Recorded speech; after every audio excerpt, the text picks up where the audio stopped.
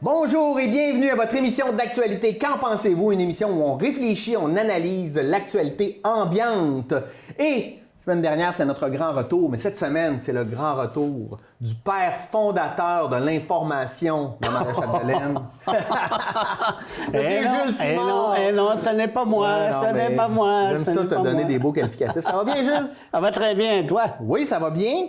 Beaucoup d'actualités parce que le lendemain d'élection, veut pas, on se doit d'analyser tout ça. Puis je pense qu'on se fait un malin plaisir aussi à analyser tout ça parce que plus j'en parle avec des gens, plus on voit pas les mêmes choses. Puis je trouve ça intéressant. Ça démontre aussi qu'il n'y a pas de vérité dans ces analyses-là, hein, qu'il y a des tendances puis qu'on est certain de rien, mais ça nous permet de regarder ça. Donc... Et ça nous permet effectivement de discuter et de s'engager, puis d'amener, qu'on le veuille ou non aussi, des idées ou des perceptions qu'on a et qui nous permettent de dire, moi, je vois ça de même, comme tu disais tout à l'heure. Alors, ça permet de faire en sorte que ça enrichit, je pense, ça ouvre la vie l'analyse, sociale, la vie politique. Bon, on le sait, élection lundi dernier, résultat... Bon, il y a des gens qui vont dire à la blague le plus cher remaniement ministériel de l'histoire. Il y a beaucoup de gens qui ont dit tout ça pour Oria, ça sert à rien. Moi, je suis pas tout à fait d'accord avec ça. J'ai l'impression que là, c'est parce qu'on arrive à des résultats semblables qu'on dit ça. Si on était arrivé à des résultats différents, on aurait dit bon, mais c'est pour ça qu'on a fait l'élection. Ça démontre ce que les Canadiens ont le goût d'avoir. Puis, au contraire, même s'il y a peu de différence dans les pas des pourcentages de vote, mais dans les sièges. On voit qu'il y a eu des déplacements, qu'il y a eu des changements très clairs, entre autres à cause du recentrage du Parti conservateur, qui est allé chercher plus de voix en Atlantique, mais qui en a perdu dans l'Ouest. Donc, puis c'est pas simple. Et aussi, le célèbre débat en anglais qu'on disait, ben là, ça va donner un élan au Bloc. Mais je pense que le mauvais calcul que certains ont fait, c'est de dire que ça va en enlever aux libéraux, mais non, ça en enlever aux conservateurs. Puis moi, je pense que s'il n'y avait pas eu cet élément-là, les bloquistes auraient probablement peut-être 5 à 10 sièges de moins, puis c'est les conservateurs qui auraient sorti plus fort. Effectivement. J'aimerais, avant d'amener sur ton point, ramener sur un des éléments que tu as amené. Il paraît que c'est le plus cher remaniement ministériel. Savez-vous quoi? Savez-vous qu'on vivait dans un régime démocratique? Et puis que dans un régime démocratique, faire une élection, ça coûte des sous. Ça fait partie des dépenses quotidiennes d'une élection, si je peux m'exprimer ainsi, d'avoir... Donc, moi, là, je deviens un peu à repousse-poil quand on me dit ça,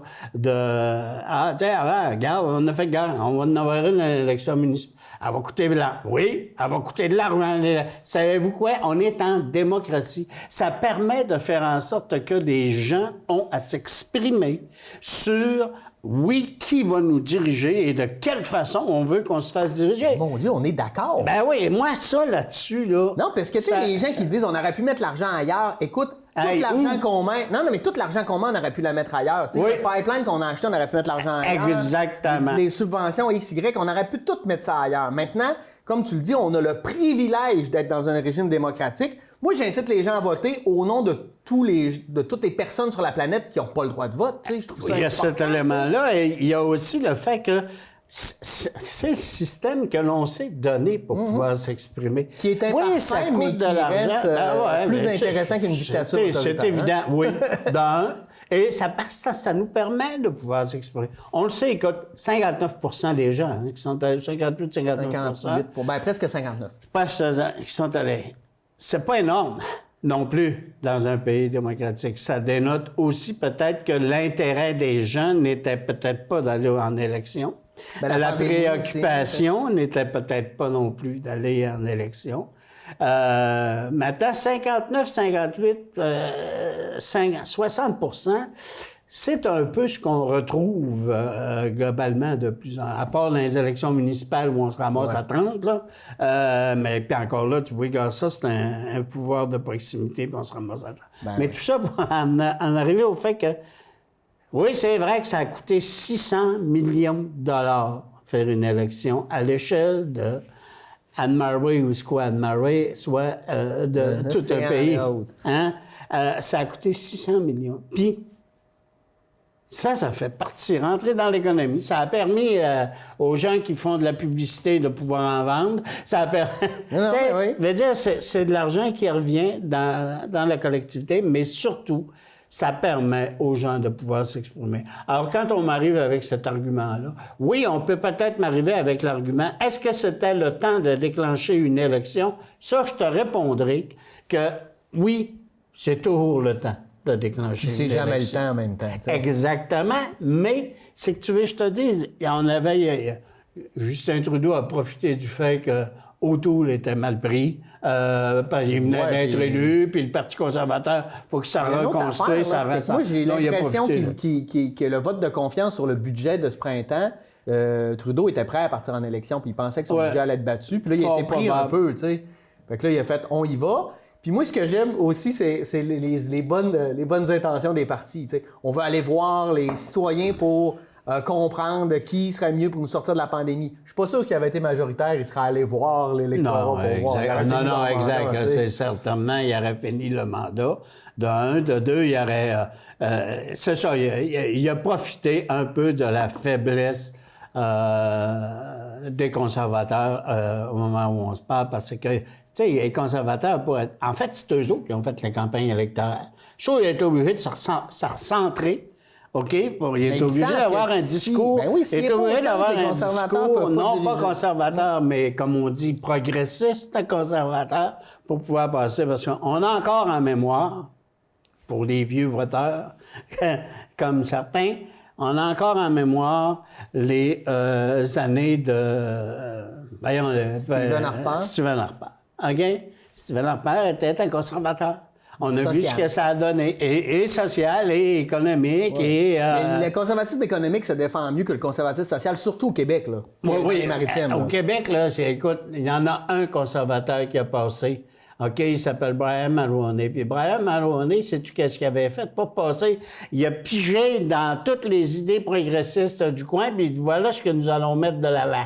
Ouais. Touc, bing, bang. C'est le même qui a passé. Il a ramassé. Réintégrer le Québec dans la Constitution, dans la joie et l'enthousiasme. Ben oui, mais il a fait quoi? Il a amené des idées. Ouais. On pensait que c'était les libéraux aussi, là, au pouvoir.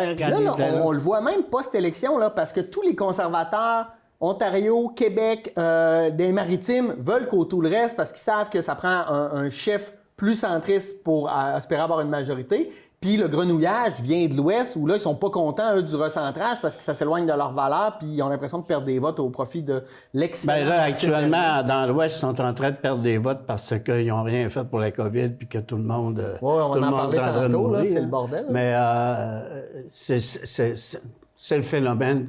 Le phénomène m'apparaît clairement comme de quoi que O'Toole, il a décidé que son parti, si on voulait prendre le pouvoir, il fallait effectivement être un peu plus, non pas à droite, mais centre-droit pour pouvoir être en mesure d'aller chercher l'électorat.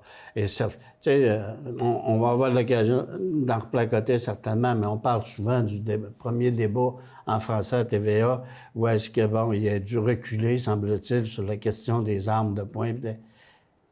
Et j'en parlais tout à l'heure avec Vanessa. Moi, ce que je trouve un peu dommage dans les campagnes électorales, c'est que la presse s'en prend à un moment donné sur un sujet, puis elle tient son os tant et aussi longtemps qu'elle a fait changer toute la question du débat, du pourquoi qu'elle elle veut contrôler le débat, comme les politiciens veulent contrôler le débat. C'est le jeu, en fait, entre les deux. C'est un peu dommage. Tu comprends? Une fois que O'Toole avait eu à exprimer que, oui, dans son programme, ils font pas des armes de poing, ils vont enlever sur les armes militaires ce que les libéraux ont décidé. Une fois qu'on a su ça, on a informé les gens. Pourquoi est-ce que c'est qu'il faut maintenant dire aux gens, « Hey, c'est pas bon ce qu'il a fait. C'est pas bon ce qu'il dit. » Ça, là, OK, ça s'appelle de l'idéologie et de faire en sorte que tu influences ton... Et ça, la presse se fait un jeu là-dessus en prenant juste une question du débat. Je veux mettre un bémol sur ce que tu dis. T'as pas l'impression... Moi, je suis d'accord avec toi, là. Mais t'as pas l'impression, quand on dit la presse, que les journalistes, ils font en partie leur travail, mais c'est les chroniqueurs qui mettent une pression énorme sur les enjeux. Puis dans les journaux, aujourd'hui, on dirait qu'on fait beaucoup moins la différence entre un journaliste et un chroniqueur. Oui, puis un chroniqueur. T'as raison, la question de la chronique, ça marche. Parce que regarde le Journal de Québec, là, on est rentré à 50 de chroniques dans ce journal-là. Donc, on fait de l'opinion, en fait. Exactement. Le chroniqueur, c'est effectivement quelqu'un qui nous amène une idée. Ben, c'est qu'on fait, là, nous autres, là, moi pis toi, là, on fait de la chronique, on n'informe pas nécessairement. On part de l'information, puis on donne notre avis là-dessus. OK, bon, mais ça, là, oui, les gens aiment ça. C'est nous autres. Les gens, oui, mais les gens aiment ça. Ben oui. En fait, le Québec nous suit. Je le sais. T'as rien qu'à en parler d'infoman. Effectivement, les chroniqueurs amènent font dériver, dans un certain sens, les campagnes électorales. Et l'autre point que je trouve dommage, en tout cas, c'est une vieille marotte qu'on tient dans cette émission-ci, en tout cas, tout le moins. Mais la politique, c'est pas juste une question de personnalité d'individu. Et quand on fait de la campagne électorale en disant « M. O'Toole n'est pas capable de prendre une décision et de la maintenir, regardez, il change comme... » Là, tu t'attaques à un trait de personnalité de quelqu'un. Je te dis pas que c'est pas vrai, mais je dis pas que c'est pas... Sauf que c'est pas ça, faire de la politique aussi. Ce n'est pas cela, faire juste de la politique. La politique, c'est une question et d'idées et d'actions que nous voulons faire pour pouvoir être en mesure socialement de grandir et non pas de régresser. Et on peut penser différemment, mais c'est ça qui est faire aussi de la politique. Là, on tire trop sur les messagers. Ouais. Tu sais, regarde, à un moment donné, au niveau du Bloc québécois, Yves-François Blanchet a eu de la difficulté, qu'on le veuille ou non, à démarrer cette campagne électorale. Il a eu le débat en anglais. Là. Exact. Ça lui a donné une chance de serpent. Mais qu'est-ce qu'on disait de M. Blanchet dans la campagne électorale? Hey, c'est quelqu'un de pompeux, hein? C'est quelqu'un qui... il maîtrise bien le discours, sa personnalité. Exact. Oui, mais il est très arrogant dans exact. Mais ça y appartient. Oui, mais ça, là, on a voulu faire la campagne électorale du côté des libéraux sur Blanchette en disant, regarde, la personnalité de Blanchette, c'est quelqu'un d'arrogant. Mais pas sur les idées. Exact. Tu sais, moi, ça, je trouve ça dommage. Puis plus, j'ai peut-être trop vu de campagne électorale dans ma vie, là, mais je trouve ça déplorable qu'en bout de piste, c'est là-dessus qu'on prend des décisions. J'ai eu une discussion à un moment donné avec des membres de ma famille, puis indépendamment, puis ils disaient « on va voter pour qui? » À un moment donné, « Ah, moi, Trudeau, non. » Trudeau fini, il veut rien savoir de Trudeau. Pourquoi tu veux rien savoir de Trudeau?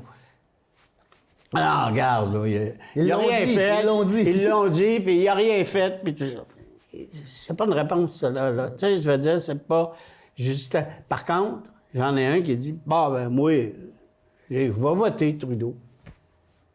Il m'a permis, pendant la COVID, alors que j'avais perdu ma job, d'avoir de la PCU.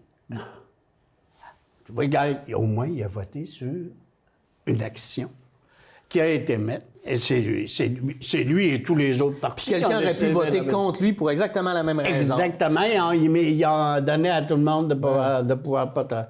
Mais tu comprends, au moins j'ai une raison et ce n'est pas juste un trait de personnalité. C'est pas juste le fait « Ah, il est pas beau, il est beau. » On s'en fout de ça, là. C'est pas là-dessus que ça tient. Et c'est dommage qu'encore aujourd'hui, à un moment donné, des campagnes électorales prennent des chires de cette façon-là parce qu'on s'en tient exclusivement à des traits de personnalité. Ouais, c'est comme, je me rappelle plus l'année, même quand il y a eu la campagne où la question, en fait, là, le débat, c'était quasiment autour du vote à visage découvert, là. Mais au bout du compte, ça touchait comme même pas 10 personnes au Canada, mais c'était l'enjeu national pour les élections.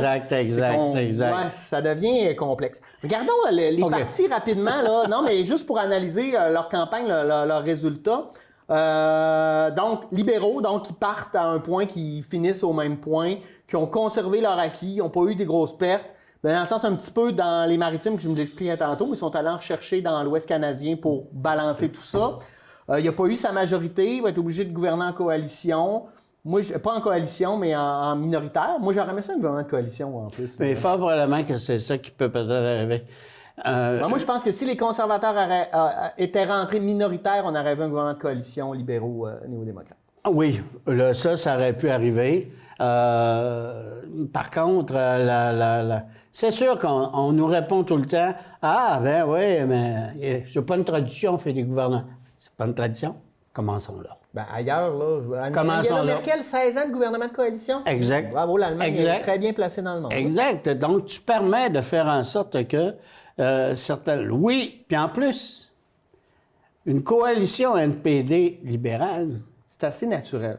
Ça serait c'est un vase plus naturel parce que beaucoup d'éléments, beaucoup d'idées avancées par le NPD se retrouvent dans le programme du... Puis moi, je trouve, personnellement, le NPD se rapproche peut-être idéologiquement de mes idées, mais j'avais de la misère avec leur campagne. Je trouvais qu'ils ont passé tellement de temps à dénigrer le Parti libéral puis les autres, plutôt que faire valoir leur plateforme. Je trouve qu'ils ont passé à côté. Parce que Jack Minchin a un beau capital de sympathie. Les gens l'apprécient. Je sais pas si tu as vu, mais il y avait une question avec qui tu aimerais le plus aller souper. Puis c'était lui qui dans les chefs, c'était clairement lui qui gagnait de loin. Mais il reste qu'il y a quelque chose dans sa manière de faire de la politique qui nous amène pas à embarquer. Ça me fait penser aux dernières élections provinciales au Québec. OK? Ouais. Puis je te parle des élections, là, je te parle pas de la partielle qui avait eu lieu ici, mais où est-ce qu'on en était à dire... Faut envoyer Couillard dehors. Faut envoyer Couillard dehors. Ça, c'était le discours du PQ, entre autres. Faut envoyer Couillard. Il l'a tellement dit, là, que non seulement il a envoyé Couillard dehors, mais il a envoyé le PQ dehors, puis ils ont fait élire la gang. Ouais. Et ça, là, il faut arrêter de... Je pense qu'il faut. Il faut arrêter. Mais c'est correct d'être critique envers les autres. Oui. Je pense qu'il faut démontrer notre capacité à gérer les choses. C'est pour ça que je te dis, regarde, Singh, oui, il peut avoir une bonne audition auprès des gens. Il est sympathique, comme tu dis, ça représente. Mais au niveau des idées, on dirait qu'il a fait une campagne électorale pour pas être élu. Oui, on dirait qu'en partant, il disait, moi, si j'ai la balance du pouvoir, exact, je vais être en position il va avoir avoir plus de façons de pouvoir avancer mes idées.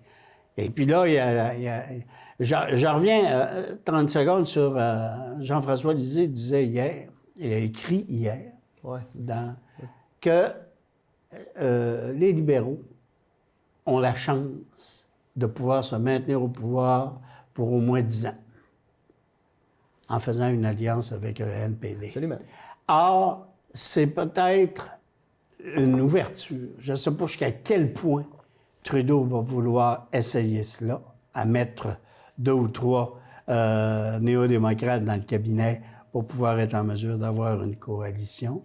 C'est sûr que toutes les idées du Parti libéral ne se retrouvent pas toutes au niveau du NPD. Non, mais au moins, tu vas être capable, plus que, mettons, conservateur NPD. Et plus que de mettre le NPD, parce que le NPD, là, il ne peut pas s'en aller dans une autre élection, là, lui, demain matin. Là. OK? Je pense qu'il n'y a pas un parti qui a le goût de repartir. Non, en plus de plus, ça veut dire, si ça a coûté 600 millions de dollars pour les partis, ça coûte aussi quand même une certaine somme. Après ça, alors, je pense qu'on sera ouvert à la question, oui, d'avoir un gouvernement, qu'on le veuille ou non, même si M. Jean-François Lisée n'est pas toujours d'accord avec lui, mais une coalition. Oui, bien, c'est ça que j'allais dire. Hein, c'est le fun d'entendre que Jean-François Lisée n'a pas perdu tous ses esprits. Moi, je suis pas... on n'embarquons pas là-dessus. Non. Parce que aussi... Mais on ne fera pas de la personnalité. Mais imagine aussi une coalition libéraux, bloc, comment le Canada anglais serait... Ah, c'est pas pensable. Non, le Bloc ne veut rien savoir de ça, de toute façon. Mais ce n'est pas pensable, ni avec... tu sais, le Bloc, là, et quand on peut peut-être en placoter tout de suite, mais le Bloc, là, ça, c'est comme quand tu as eu les créditistes des années 60. Le Québec élisait des gens qui étaient du Québec pour aller à Ottawa et, oui, défendre les intérêts des Québécois. Ou court-circuiter la politique fédérale. Pas avec les créditistes. Avec le Bloc, peut-être un peu plus, mais encore là, tu sais, le Bloc, c'est un parti qui est au fédéral. Ouais. Hein? C'est pas un parti indépendantiste québécois. Non. Puis moi, dans le discours, là, je vais être honnête, là, il y a des affaires dans le discours du Bloc que j'aime pas, puis ça serait n'importe quel parti, j'aimerais pas ça. Moi, ce que j'aime pas, c'est 2 poids, 2 mesures. On va s'insurger contre le Québec bashing, mais les Québécois, on est les premiers à faire de l'Alberta bashing, puis il y a personne qui s'élève de ça. Nous, là, si c'est pour le Québec, mais si, mettons, il y avait un parti comme le Bloc québécois ou Manitoba, là, on serait les premiers, les Québécois, à être fâchés de ça. Là. Puis on fait vivre ça aux autres, puis là, on veut, tu sais... Mais tu as vu, le phénomène dans l'Ouest canadien, il existe, là, ce phénomène-là. Le Maverick Party. Ben oui, c'est bien. 0,1% des votes. Oui, mais il est là. Et il dénote, oui, il passe pas parce que les conservateurs prennent trop de place là, parce qu'on pense que c'est comme ça qu'on va s'enterrer avec les conservateurs. Mais plus ça va aller, plus certaines idées vont arriver aussi dans l'Ouest canadien où on va dire, ouais, on aimerait peut-être être bien représentés, nous autres. Si on avait une proportionnelle, ça serait génial. Hein? Ça permettrait d'avoir... Maintenant, avec la proportionnelle, moi, c'est une question de légitimité. Ben, c'est bien plus légitime une proportionnelle. Pas nécessairement. Ah, absolument. Pas nécessairement. Parce qu'il n'y a pas un parti qui va se rentrer au pouvoir avec 33% des voix. Non. Ils vont être obligés de faire des coalitions, meilleure représentation des différentes idées. Regarde les Verts en Allemagne, qui sont rentrés au Parlement à un député fin des années 70. Mais aujourd'hui, les Verts, c'est une réelle coalition qui a pu amener des idées depuis 30 ans. Au lieu d'être confinés en arrière-ban juste aux campagnes électorales, de faire l'environnement. Bien, l'Allemagne est-elle en avance sur le Canada au niveau environnemental? Solide.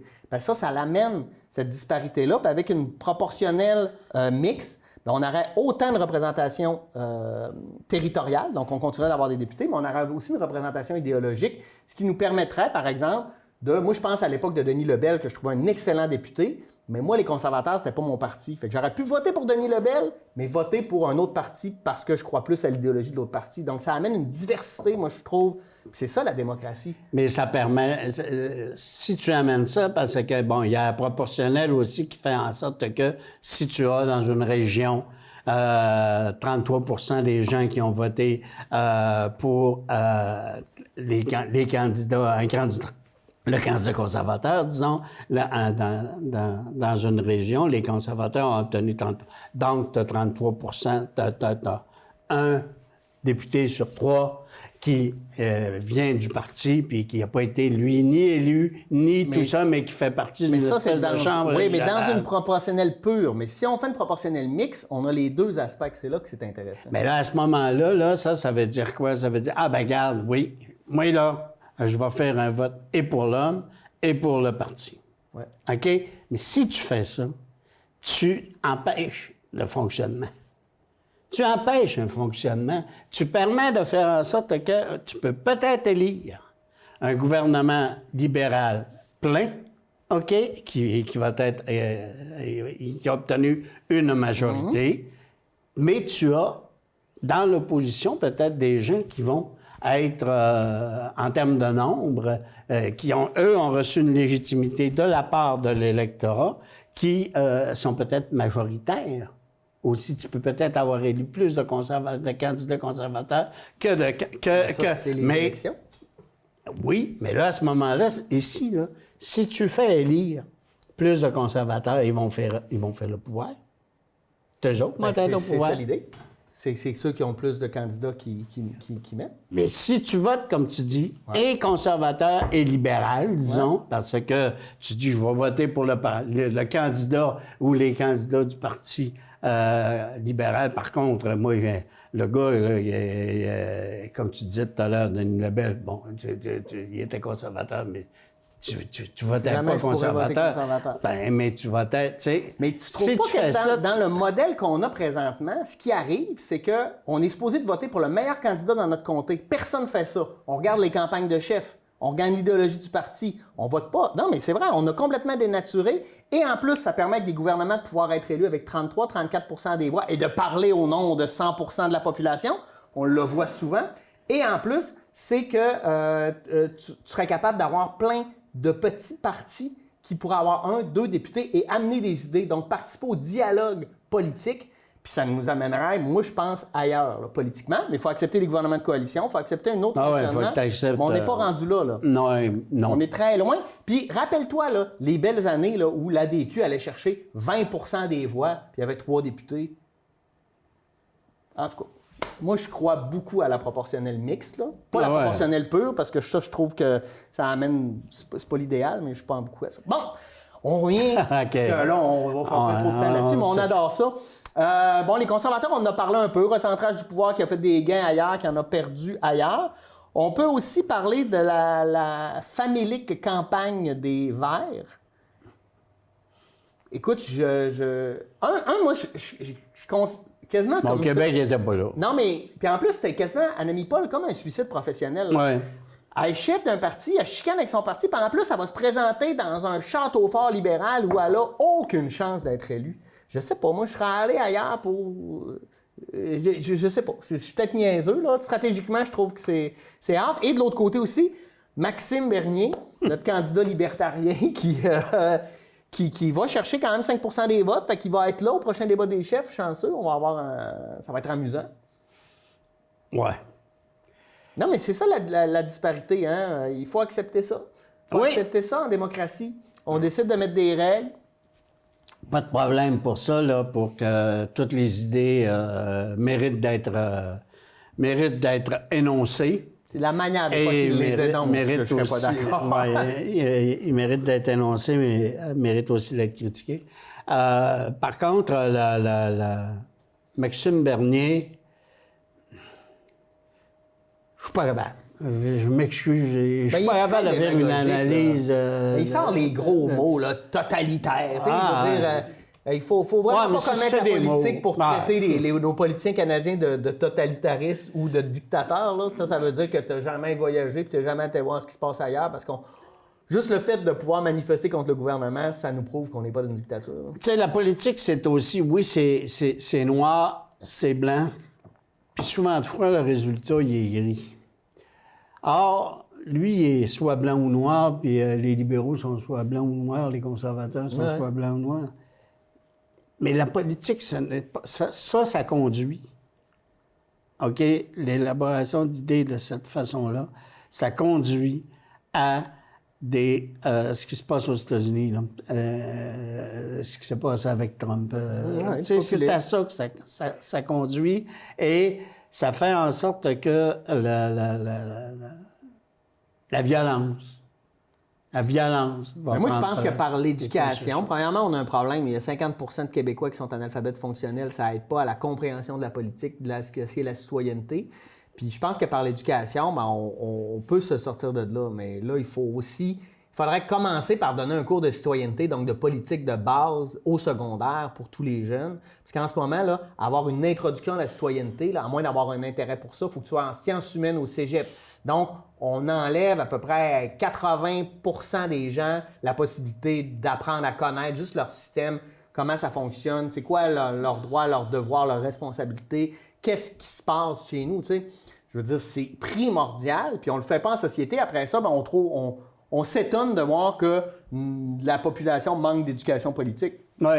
Et maintenant, l'intérêt, veut dire, l'intérêt des gens à la chose politique, elle est, qu'on le veuille ou non, minime. Bien, le cynisme en bien. Bien, les politiciens ne se sont pas aidés en général. Là. Il y a ça, la presse. Je sais que je suis très critique à l'endroit de la presse, mais ce n'est pas vrai que ça n'appartient qu'à quelques individus, qu'ils soient masculins ou féminins, de pouvoir faire en sorte qu'un débat, ça se porte de cette façon-là. Et ça, la presse amène là-dessus une façon. Tu vas te donner... Regarde, je vais te donner juste un exemple. J'ai écouté la soirée électorale à Radio-Canada. Mm-hmm. À Radio-Canada, il y a quelques chouchous OK, il y a quelques partis chouchous, mais il y a la presse, le système. Ruth Hélène Brosseau. Oui, c'est vraiment quelque chose d'intéressant, cette personne. Mais on en a parlé beaucoup, hein? Exact. Oui. Alexis Brunel-Duceppe. Par hasard. Son père est dans la salle. Son père était dans la salle, puis tu sais ce qui s'était passé. Ça a été aux dernières, en 2019, ça a été la soirée électorale. On a voulu essayer de revoir la même affaire, puis je pense que plus ou moins, ils ont compris. Mais tu comprends, eux, là, il y a quelques personnalités comme ça encore qui dénotent ou qui... Tu orientes mal, qu'on le veuille ou non, aussi le débat quand tu t'en tiens juste à cela. Ça ne permet pas d'avoir une information. On fait du spectacle, information. Et quand on fait du spectacle, information, on a des résultats de spectacle, bien, c'est ça, à ce temps, les médias, c'est rendu tu sais, ils marchent au clic, ils veulent être financés, c'est des exact. Exact. Merci, Jules. On ferme le dossier élection fédérale, on prend une pause et on revient avec le dossier élection municipale. À tout de suite. La vaccination contre la COVID-19 se poursuit partout au Québec. L'effet combiné des 2 doses assure une meilleure efficacité du vaccin, en plus de réduire le risque d'avoir et de transmettre le virus.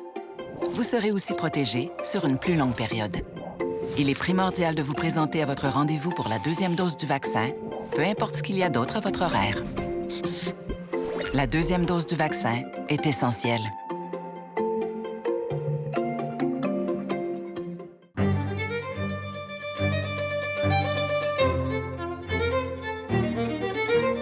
Ça manque d'art d'ici, ici et ici. Et si on retrouvait l'art d'ici, ici, ici, ici aussi et ici?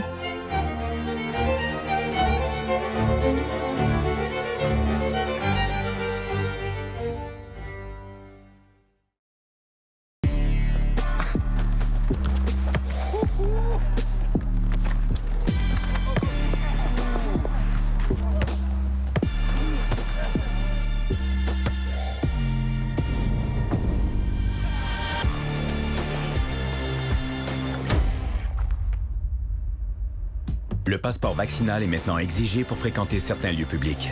N'attendez pas de frapper un mur. Faites-vous vacciner.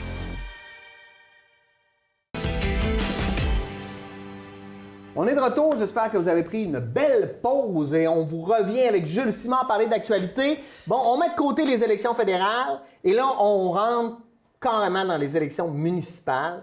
Je veux avoir ton avis sur ce qui se passe dans la MRC Maria-Chapdelaine. On sait, par exemple, à Dolbeau-Mistassini, mais il y a beaucoup de maires en traite qui quittent. Qui sont plus là. Qui quittent. Et là... ça, c'est un phénomène.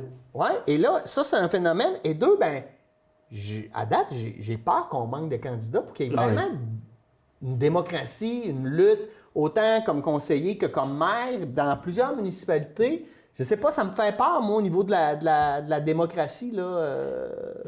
Et de l'intérêt des gens à prendre la chose publique en main. Ben c'est parce que c'est compliqué, là. Je veux dire, quelqu'un qui a une job, qui a une famille, là, qui se lance maire, là, tu peux pas. Fait que là, ça limite. Là, on a vu passer. Ça limite quasiment la candidature exclusivement à des retraités. Mais tu sais, parce que Pascal Cloutier a fait moi, je trouve, une super belle job ici à Dolbeau-Mistassini. Mais je pense que le fardeau de tout ça, avec sa carrière, sa profession, etc., je veux dire, à un moment donné, il a fait... je pense un peu à contre-cœur, mais il a fait un choix. Puis je peux comprendre, tu sais, c'est très demandant, je pense, pour des... Oui, les élections, pas les élections, mais que tu sois au municipal, le pouvoir municipal demande aux gens qui le détiennent de plus en plus de temps. Avant ça, tu t'en allais conseiller dans une municipalité, peut-être 2 petites réunions par semaine, à part le fait que tu pouvais faire les beaucoup plus de là, aujourd'hui, tu te ramasses à 3, 4 réunions. Souvent de fois, il faut que tu les fasses en même temps que tes fonctionnaires, pendant qu'ils travaillent. Donc, si toi, tu travailles à quelque part, tu es obligé de quitter ton emploi, ça te prend l'emploi. Et ce phénomène-là entre beaucoup en ligne de compte. Et il y a aussi un phénomène, sur 12 municipalités, dans la MRC de Maria-Chapdelaine. 12 municipalités dans la MRC de Maria-Chapdelaine. Si ma mémoire m'est fidèle, t'en as 10 qui sont partis dans les maires. C'est énorme. 10. Hey, ça veut dire quoi, ça? Peux-tu dire qu'ils sont tellement tannés que... Peut-être que la pandémie, c'était un gros... est un phénomène, oui. Je pense qu'il y a personne qui s'était lancé en politique il y a 4 ans qui voulait gérer une pandémie. Oui, c'est ça. Là. Ça, c'est évident. C'est évident. Par contre, le phénomène aussi, c'est que là-dessus, tu avais quand même des gens qui avaient plus qu'un mandat, là. Hein, qui était, on pense à Saint-Thomas, on pense à Saint-Thomas-Didyme, à Lorette, pense aussi, dans un certain sens, à Saint-Edmond aussi, où on avait quand même quelqu'un qui a... Albanel, Mme Chiasson, ça fait au moins 2 mandats qu'elle faisait 2 mandats. Ouais, là, il y avait eu quand même du changement là, qui s'était fait. Là, en même temps, il y a Mme Plourde avant, Mme Chiasson travaillait avec Mme Plourde. Il y avait une forme de continuité. Là, la question qu'il va falloir se poser, c'est, oui, il va-t-il y avoir des candidats qui vont se présenter? Et compte tenu de l'intérêt de la population actuellement à la chose politique, et là, je pense que le résultat au fédéral nous le démontre, là, OK? Oui, ça va être difficile, fort probablement, d'avoir du monde qui vont se présenter sur les rangs. Et ce que tu vas avoir, c'est, entre autres, dans les municipalités rurales, ce qu'on va avoir assisté, c'est que tous les sièges ne seront pas comblés le soir de l'élection. C'est ça, ma part. Donc, tu es obligé de retourner après en élection dans la même année parce que faut que ça te fasse au moins dans la dernière année d'un mandat où tu peux aller chercher quelqu'un. Mais à part ça, faut que tu ailles en élection. Là. Comment t'expliques cette problématique-là ici? Quand on voit, par exemple, à Saguenay, qu'il y a 7 candidats en mairie, puis à peu près 250 comme conseillers. J'exagère. Par contre, si tu as 7 candidats à la mairie, tu en as fort probablement qui sont là pour se présenter afin de pouvoir répartir le vote et permettre à quelqu'un de pouvoir gagner peut-être avec 25 du vote. Là. C'est le phénomène. Clairement, plus il y a de candidats, plus ça, selon moi, ça avantage Mme Néron. Oui, mais tu vas atténuer effectivement les résultats ici, avec à ça. date, il n'y a pas de lutte. Là. Dans aucune municipalité, on sent qu'il y a des luttes à la mairie. On me parle peut-être, là, à Dolbeau-Mistassini, ce que j'ai eu en sourdine, là. Oui, on sait qu'il y a André Guy qui a annoncé qu'il pourrait être candidat. M. Rousseau a annoncé qu'il pouvait être candidat, mais non pas à la mairie. Okay. Et on me parle du propriétaire du dépanneur, Pierrette, j'oublie son nom. mais qui pourrait être allé à la mairie. Okay. Donc, on aurait une lutte là, à la mairie à ce niveau-là. Ou encore, il peut aussi se présenter sur le siège qu'occupait Patrice, soit sur le siège numéro 2, là, où il pouvait y avoir. Maintenant, il va y avoir fort probablement quand même des gens qui actuellement ne se sont pas annoncés, mais on n'a pas de leader connu outre André Guy, qui est maintenant rendu n'a pas de leader connu dans le milieu qui ont annoncé effectivement qu'ils seraient soit sur la question de la mairie ou encore à l'échevinat. Et ça veut dire que des forces vives, là, on en a pas de moins en moins, mais on s'affiche de moins en moins. Et la tâche qu'exige la direction fait en sorte que, oui, on a peut-être moins de jeunes qu'on pensait qui peuvent peut-être s'en aller et nous dire qu'est-ce que les autres voient là, comme possibilité. Parce que les débats, pas les débats, mais les questions à soulever pour cette campagne, dans la campagne électorale et pour les 4 prochaines années, sont quand même aussi cruciales pour le développement de notre collectivité. Et ça nous prend des gens qui vont vouloir y arriver. Maintenant, je pense qu'il faut s'attendre quand même à avoir des candidatures minimalement au poste de mairie. Là. Il y a des candidats. Pas comme je discutais avec le maire sortant de Saint-Eugène d'Argentenay. Il y a quelqu'un, effectivement, qui va se présenter, qui fait partie du conseil actuel Et mais qui n'est pas encore annoncé. Qui ne s'est pas encore... il ne s'est pas encore annoncé. C'est peut-être annoncé à même peut-être pas auprès de la presse. Mais ça, donc, oui, il y a des candidats comme ça qui font partie de conseil actuellement, puis qui peuvent avoir idée de se présenter, entre autres, à la mairie. Faut pas... Mais le phénomène de voir partir, en tout cas, il y a au moins 10 maires là, qui parlent. C'est une question. Garde à Albanel, il y a Plourde qui a annoncé qu'il se présentait, qui est un conseiller actuellement, puis qui, lui, va être sur les... On va s'attendre à avoir, je pense qu'il peut y avoir, de par les conseils municipaux, surtout sur des postes à la mairie, oui, des gens qui originent des... J'ai hâte de voir ça, parce qu'on avait une belle représentation de mairesse aussi. J'ai hâte de voir comment ça va bouger. Là, on a sait qu'il y a Mme été... Proulx à Péribonka qui s'est annoncée. J'ai hâte de voir aussi là, comment ça va bouger tout ça. Bon, on le sort des élections. Là, on parle d'un enjeu. J'ai hâte de t'entendre là-dessus. Air protégé versus industrie forestière. Les abords de la Péribonka. Décision surprenante d'un gouvernement caquiste. Moi, j'ai été le premier surpris de cette décision-là, parce que c'est un gouvernement qui a déjà démontré à nombreuses reprises qu'il nichait avec la grande entreprise, là, qui préférait les grands projets économiques. Maintenant, comment tu analyses cette décision? Et, puis là, il y a l'Alliance forêt boréale qui est sortie en disant « Ah, l'industrie forestière... » Oui, bien, il y a le phénomène... moi, ce que je trouve... Il y a un phénomène naturel qui s'appelle la tordeuse du bourgeon d'Épinette qui est en train de... Dans mon coin, là, où je viens mon chalet, là, OK, en avant, là, j'avais une très belle montagne. Là. Très, très beau. Elle est rendue brune, la montagne. Ça fait 2 ans que la tordeuse a passé, 2 ans, donc les arbres sont en train de tous de mourir. Et là, ce qu'on va faire en sorte, c'est que dans le secteur en particulier, la tordeuse a effectivement passé. Et dans 2 ou 3 ans, les arbres vont tous tomber. Et là, le paysage va devoir changer. Alors, je pense qu'il y a des décisions qui doivent se prendre, oui, environnementales. C'est important, je pense, qu'on ait, oui, des questions d'air protégé. Mais là, il faut faire attention. Le 17 d'air protégé du gouvernement là, sont tous dans des lieux où on ne peut pas aller. Là. Ça devient un peu insignifiant. Bien, d'une façon, disons, par définition, un air protégé aussi, tu ne peux plus y aller. Ben non, tu peux non, tu ne peux plus y aller. Un air protégé, tu ne mets pas le pied d'un humain là-dedans. Niet.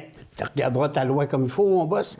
Il n'y a pas le choc qui peut aller là. On fait du tourisme avec ça. Non, Christophe Colomb, tu ne feras pas. Non, parce que l'industrie touristique, là, dans ce qui est en lien avec Péribonka, t'es Charrivier.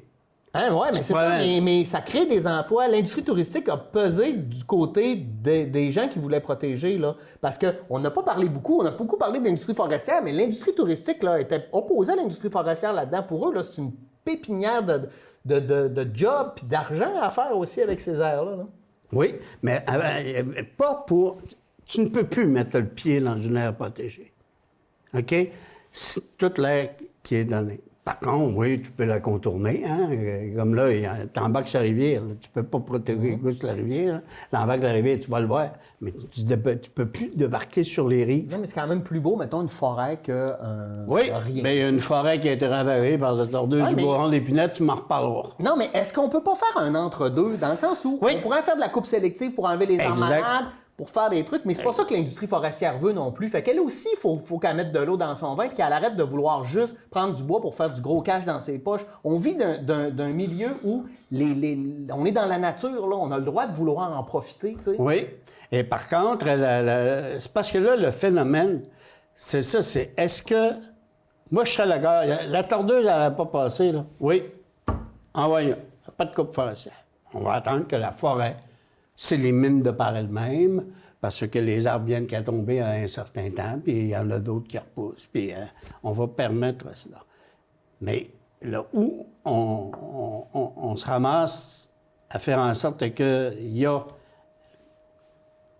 Quand tu as une calamité naturelle, quand ta forêt a la COVID-19, là, via il faut que tu fasses quelque chose. Ben, il faut que tu fasses... Ou tu permets de faire en sorte que le bois, il n'y aura plus aucune... Quand la tordeuse a passé dans une place, tu as 3 ans pour ramasser tes arbres. OK, sauf qu'il y a une autre affaire. Puis ça, on n'en parle pas assez. C'est quand on fait confiance à l'industrie forestière pour faire de la coupe sélective puis s'occuper de nos territoires, là, c'est un peu dégueulasse après. Là. Moi, j'habitais à Vauvert. Là, ils sont venus puis ils ont donné les droits de coupe là, sur les terres de la couronne. Puis là, au début, c'était supposé d'être beau. Écoute, ils ont fait des gros chemins, des ravages, des trous partout. C'est rendu dégueulasse dans ce coin-là d'aller se promener dans le bois. Je veux dire, ça nous appartient à nous. Là. Ça n'appartient pas aux compagnies. Là. Moi, je sais pas. Je pense que c'est le débat. Je suis d'accord avec toi qu'il faut qu'il y ait une solution, OK, mitoyenne. Moi aussi, okay? ça, je suis d'accord. Il faut qu'on y réfléchisse, il faut qu'on la mette de l'avant. Maintenant, on peut-tu accepter une perte économique? Oui. Je pense que oui, qu'on pourrait accepter qu'une perte économique reliée à la forêt qui est là. Mais le problème, c'est que ce pourquoi on parle juste d'argent, là. Ouais, c'est une valeur. C'est ça, c'est ça que je voulais t'amener, là. Actuellement, ce que tu vas avoir, c'est aussi une perte écologique dans le milieu de la Péribonka. Parce que les arbres qui font la beauté de ce paysage-là vont non seulement devenir bruns, mais ils vont tous tomber.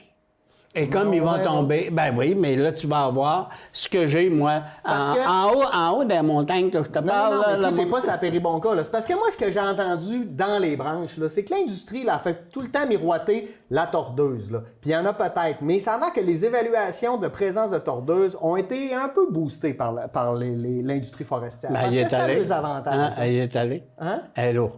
Elle est là. Elle est là. Et je ne pense pas que tu l'élimines en un seul hiver. Peut-être. À part que d'avoir le fameux produit là, qu'ils nous mettent pour pouvoir étendre... le napalm. Le napalm à tordeuse. À tordeuse. Ouais. À part ça... Mais je suis tanné aussi qu'on se renvoie la balle. Là. C'est comme un contre l'autre. On peut-tu travailler ensemble? Je suis tanné, moi, que c'est tout le temps la menace. Ah ben là, on va perdre de l'argent. Ah ben là, on va perdre... On peut-tu se parler? Puis je trouve que le gouvernement s'est montré plus brillant que le débat là-dedans. Pour une rare fois, il a été à l'écoute, je pense, des deux côtés, puis il va arriver avec une solution. En tout cas, moi, j'étais content de la solution trouvée. Embarque avec toi. Super, génial. Bon, la MRC Maréchal-de-Laine, surplus de près d'1 million de dollars, 952 000 pour un... On n'a pas le droit de faire de surplus, une MRC? Bon, en fait, on n'a pas le droit. C'est bien, hein, 50, 60 000 piastres dans une année, c'est parce que tu nous as taxés comme il faut. Ouais. Mais quand, là, OK, tu en es rendu à 900 000 c'est parce que tu n'as pas réalisé le projet que tu... C'est parce que tu n'as pas réalisé le projet que tu voulais mettre de l'avant, ou encore que tu les as réalisés juste en partie. OK, et que tu te ramasses avec 900... Est-ce que ton compte de banque, est-ce que ton compte de taxe va baisser de 900 000 l'année prochaine? Est-ce que tu vas le voir sur ton compte? T'sais, il ne baissera pas de 900 000, mais proportionnellement parlant. Parce que ce que tu as fait avec cet argent-là, tu n'as rien fait. Donc, tu t'es venu me la chercher et là, tu ne fais rien avec. Il faut, je pense... Moi, c'est ça qui me rend mal à l'aise quand je vois apparaître un surplus de cette... Tu n'as pas réalisé ça pourquoi tu m'as taxé. Puis là, il faut que je te dise, OK, parfait, t'as un beau surplus accumulé. Bien, ton surplus accumulé, là, OK, t'es pas supposé de me faire ça. Oui, c'est ça. Non, t'es pas supposé, il faut que tu me gères. Faut pas que tu dépasses ton budget, mais il faut... Fait que là, on pourrait le voir comme une bonne nouvelle en disant, mais cette année, il va y avoir beaucoup d'investissements. Ou encore, ton compte de taxe va baisser. Non, mais je pense qu'on est dans une période où on a le goût d'investir dans nos milieux. Non? Oui. Mais le 900 000, il serait intéressant de savoir où est-ce qu'on l'a pris. Où est-ce qu'on l'a pris? Ouais. Est-ce que c'est les revenus que les gens non, les revenus de la centrale, de la mini-centrale de la 11e chute? Peut-être. On l'a peut-être pas assez dépensé là-dessus, puis les revenus nous ont perdu. Si c'est ça, alors moi, ce que je veux, c'est que donc cette année, on devrait s'attendre à avoir encore un surplus. Hein? Ben, ce que je veux, c'est que ton compte de taxe baisse. Et qu'on fasse des projets. On peut-tu séparer la poire en deux? Un peu comme dans l'autre débat. Je trouve faire les deux on est tout le temps un peu blanc ou noir, là, mais il y a plein de solutions mitoyennes là, qu'on devrait explorer. Plus de dialogue, hein, moins d'intransigeance. Parce que c'est ça. Il serait intéressant de voir où ce qui origine ce 900 000 $-là. Si c'est parce qu'on n'a pas réalisé les projets et puis qu'on les a pas réalisés à cause de la COVID, parce que ça nous empêchait de le faire, on comprend. La COVID a le dos large. Mais oui, elle est large et elle a le dos large aussi. Par contre, si c'est au fait qu'on a reçu les revenus, entre autres, de la 11e chute, qui fait en sorte que, tu te ramasses avec des surplus parce que cet argent-là, qui arrive là, mais elle se doit d'être réinvestie dans le milieu. Et elle se doit d'être réinvestie auprès de projets qui sont menés par la population et pas nécessairement des projets menés, tu as des fonds là, qui sont attribués à des gens qui veulent se partir en entreprise ou des choses qui originent de ça. C'est parce qu'on n'a pas eu assez de projets. Donc, on fait quoi, là? Tu comprends? Moi, je pense que ce qu'il faut qu'on regarde, c'est que oui, on peut mener des projets, les faire mettre de l'avant, mais par contre, si effectivement c'est supposé d'être récurrent, ça veut dire que j'ai permis de faire en sorte que le milieu naturel produise de l'électricité et qui me rapporte des revenus. Alors, ça voudrait dire... actuellement, là, l'Hydro-Québec, là, quand ils font des profits, là, ils font quoi, là? Ils les envoient au gouvernement dans le fonds consolidé. OK? C'est ça. Pour ça qu'on a créé aussi l'Hydro-Québec. C'est pour ça qu'on a... Donc, c'est pour faire en sorte que tu as des revenus qui ne sont pas des revenus de taxation pour l'État, mais qui sont des revenus qui sont d'une activité qui est maintenant étatisée. Donc, ça veut dire que ton compte de taxe se doit de refléter aussi cet élément-là. OK. Hey, dernière nouvelle que je veux avoir ton avis là-dessus. Le plan du gouvernement de François Legault pour ramener les infirmières au travail. Moi, de mon avis, ce qui me fait capoter, là, c'est que quand on est en train de négocier, là, on coupe, on serre, on réorganise, on veut faire des économies d'échelle. Puis là, à go, quand tout est en train de s'écrouler, là, on est prêt à sortir le chéquier. Puis là, je trouve tout le temps deux poids, deux mesures. Puis on attend tout le temps d'être confronté au désastre avant d'agir. Je sais pas si la prévention, on connaît pas ça dans nos gouvernements. Oui, mais je pense que le débat actuellement au niveau de la santé, là, il est plus que juste une question de convention collective. Moi, ici, j'ai été surpris quand j'ai vu arriver les premières annonces du plan faites par le gars hier. J'ai dit, ouais, mais c'est quoi l'affaire? Les infirmières te disent toutes que c'est pas de l'argent qui est le problème, puis que tu mets de l'argent pour pouvoir régler le problème. Ils ont commencé par ça. Moi, mon père, là, il était dans le domaine de la santé toute sa vie, puis quand il analyse ça, on avait exactement le même problème dans les années 80. Exact. Fait que, tu sais, fait longtemps qu'on le sait, c'est quoi le problème, là? C'est les horaires de travail. Les horaires de travail et aussi le fait que, oui, tu as beaucoup eu de départs. Tu sais, en 1994-17, quand le gouvernement du Parti québécois a décidé de mettre beaucoup de personnes à la... Là, tu en as créé un problème aussi. Hein? Tu en as créé un, des infirmières qui ont décidé qu'est-ce que m'en va à la retraite, ils me donnent ma retraite tout de suite, envoyer quelque chose dessus. Or, ce phénomène-là, on n'a jamais été capable non plus de reprendre le manque à gagner. Or, oui, il y a un manque de personnel. Ouais. Puis il y a aussi un autre désastre annoncé, là, c'est qu'il y a beaucoup dans les témoignages qu'on lit qui disent qu'il n'y a plus de leader dans le bateau. Tu sais, on n'est pas capable. On a un problème, il faut monter à Chicoutimi pour en parler. Il n'y a plus de direction dans les hôpitaux. Puis ça, je pense que c'est un gros manquement. Puis on l'avait dit lors de la réforme Couillard, que c'est ça qui allait pas Couillard, mais Barrette, que c'est ça qui allait arriver. Ben non. Regarde, on est dedans. Là. On est en plein dedans. C'est-à-dire qu'on a vraiment le problème. Mais maintenant, ce que le ministre de la Santé a amené, c'est la chose suivante. Actuellement, il manque 4000 infirmières. Et pour pouvoir être capable d'aller les chercher, ces 4000 infirmières-là, ils existent dans le milieu. Ils sont soit à la retraite ou soit encore dans le privé. Et il y en a quelques jeunes là, qui vont sortir puis s'intégrer, mais eux autres, ils pensent bien être capables. Puis l'autre phénomène, l'autre problème qu'il y a, c'est que tu as beaucoup de temps partiel et très peu de plein temps. Ben oui. Or, il dit, pour pouvoir régler mon problème, je vais au départ. Puis l'autre problème, c'est le travail temps supplémentaire obligatoire. Absolument. Or, il dit, pour Ça pouvoir va avec régler, l'horaire, il là. dit, il faut que je marche avec quelque chose. Il dit, ça me prend du monde.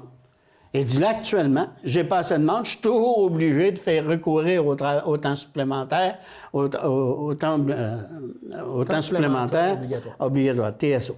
Je suis toujours obligé de faire appel à ça pour régler Donc, ça me prend du monde. Pour pouvoir aller chercher du monde, il dit, là, actuellement, tout le monde part de mon système, puis il dit, ils s'en vont soit dans le privé ou soit à la retraite.